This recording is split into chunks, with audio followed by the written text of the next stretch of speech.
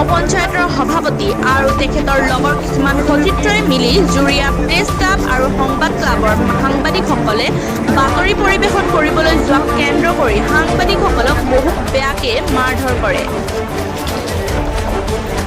আকৌ এবাৰ জনাই আছো, বগুড়াগুৰি গাঁও পঞ্চায়তৰ সভাপতি আৰু তেখেতৰ লগৰ কিছুমান সতীৰ্থই মিলি জুৰিয়া প্ৰেছ ক্লাব আৰু সংবাদ ক্লাবৰ সাংবাদিকসকলে বাতৰি পৰিৱেশন কৰিবলৈ যোৱাক কেন্দ্ৰ কৰি সাংবাদিকসকলক বহু বেয়াকৈ মাৰধৰ কৰে।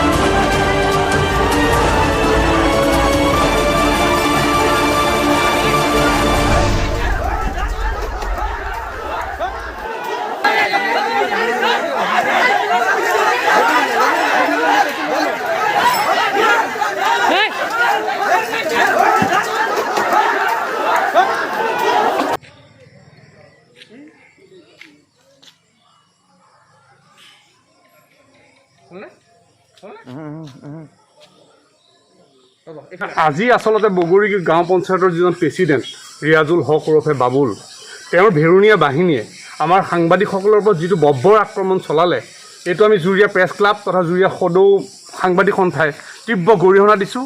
আচলতে গণতন্ত্ৰৰ চতুৰ্থ স্তম্ভক এনেদৰে কণ্ঠৰুদ্ধ কৰাৰ যিটো অপচেষ্টা, সেই অপচেষ্টাটো তেওঁলোকৰ কেতিয়াও এইটো সফল নহ'ব।